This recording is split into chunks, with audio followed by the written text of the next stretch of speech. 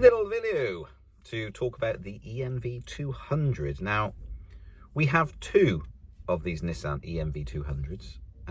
Anyone who's watched the channel for a long period of time, quite a few years now, 2013, 2014, something like that, will know that partway through the EV journey I got a Zoe, and then now my son has that Zoe, and I bought an env200, second-hand one.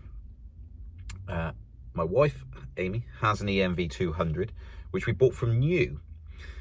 So if you followed the story, you should have really the background info on that. You can see the videos are on the channel. But there's a few things to talk about with this env200. I've absolutely been singing its praises all through ownership because it is a brilliant vehicle. It's starting to be a little bit dated now with its range. So it does about, like from new in summer, 75, so it's a 24 kilowatt hour version.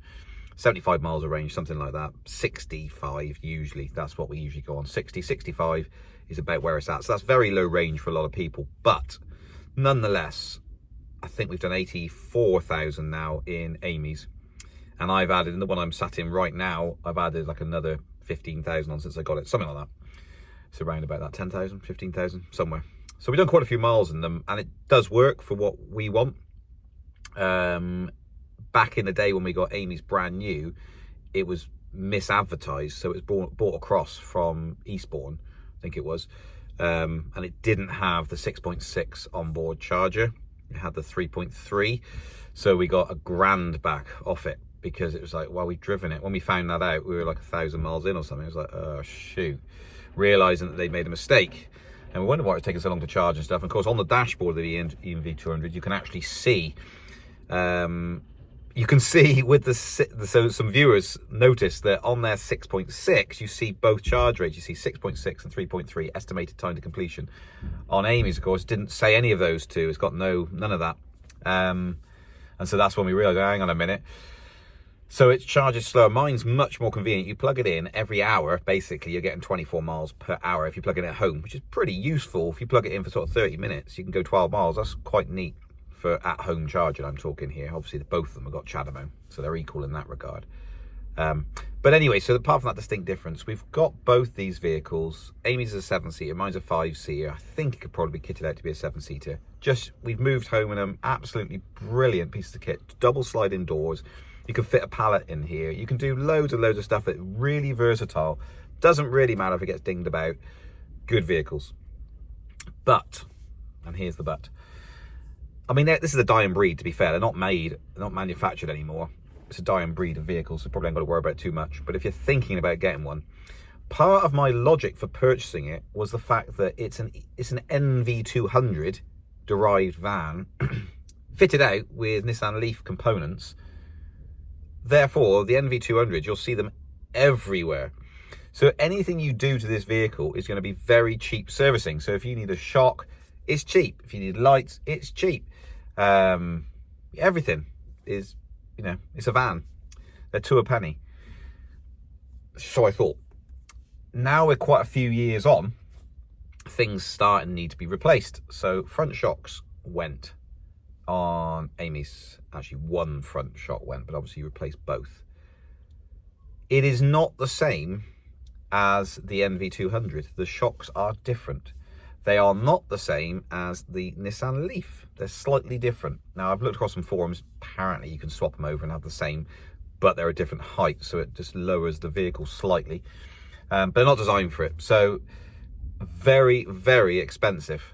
Like, incredibly expensive. They are 3 to 4 times the price. I think it was 3 times the price that they wanted new for these in comparison to the env200. So I got them from a breaker's yard, which is a bit of a risk because you never really know how many miles they've done. But it's supposedly a rolled env200 that low mileage. So we fitted those to Amy's. Got a friend to do that. Sorted that.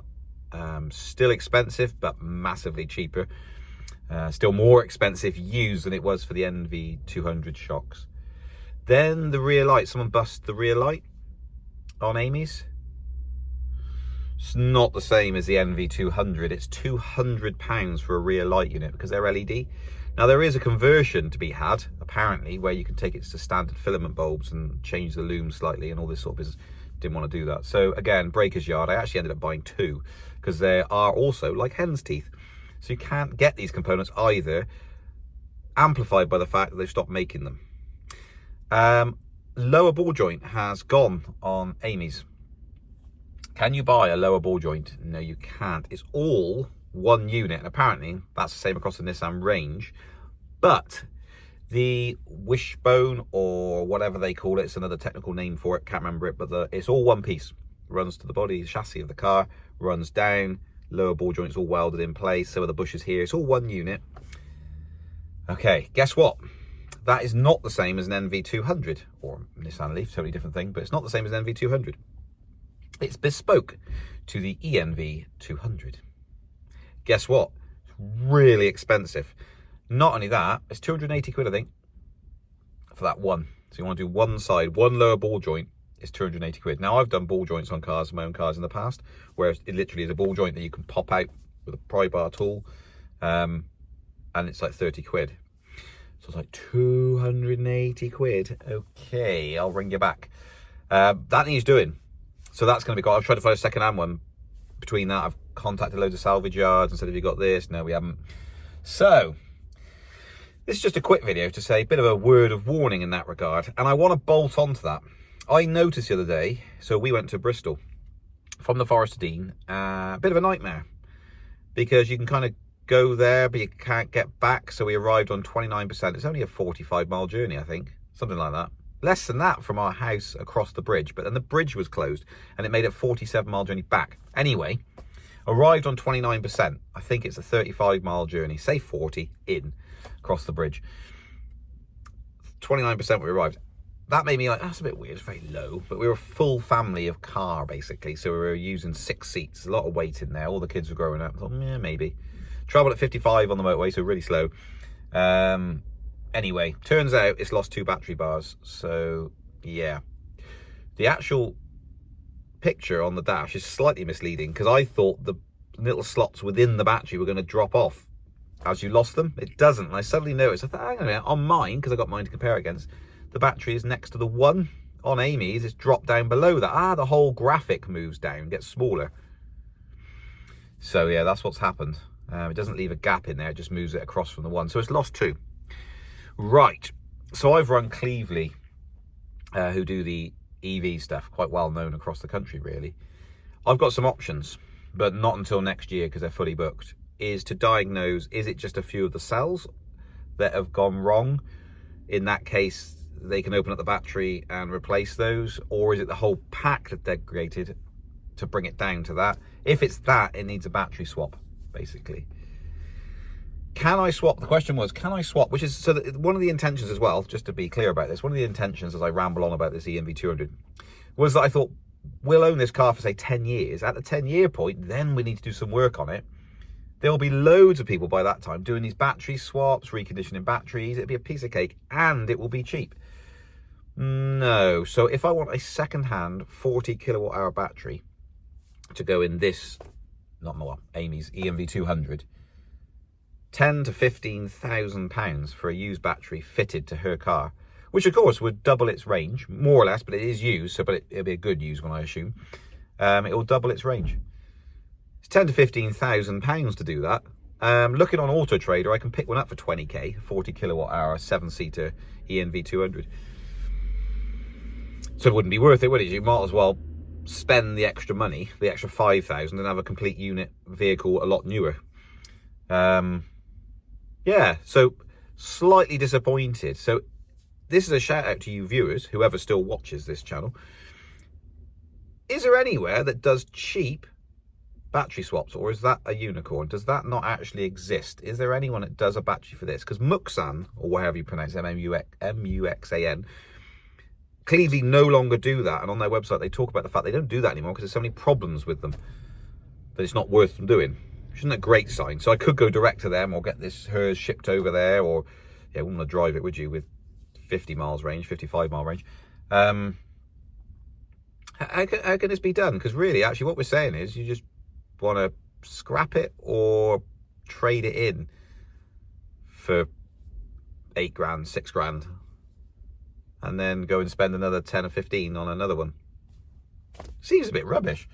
The whole intention was to keep the vehicle and swap it out. So in that regard, battery swaps are still crushingly expensive. As in, it just wouldn't be worth swapping the battery in her car. Might as well buy another one and throw it away. Bit of a throwaway society type thing. Yeah, it's a bit of a shame. It would be quite nice if it could do vehicle to house. That would be quite nice. Then you could say, well, I'll tell you what, let's take her car and just park it up and plug it into a house and use it as a house battery. But we haven't got that option, not at this point in time. So, yeah, comment with your thoughts below on what you think. Not even what you think, what you know. Have you got a useful contact, a useful link? We'll go, yeah, they can help you out. And you know, 5 grand would be all right. Spend 5 grand on doing it. So a total engine swap's about 5 grand, isn't it? New, most likely. Battery swap, 5 grand, that'll be nice. Don't think it exists. I think, disappointingly, it's 10 to 15 grand to do it. Yeah. We'll just live with it at the moment. I mean, we haven't really got an option, but it's a bit of a shame. And I think the degradation, looking across, since I owned a Leaf as well, it seems to be once you lose those first 2-3 bars, it tends to sit there for quite a while. There's lots of years left in it. It just makes it really awkward when we do a longer trip and a road's closed, etc. It starts to get very annoying. For what we're doing every day, so 99% of the time, no issue whatsoever. So comment below, and thank you for watching.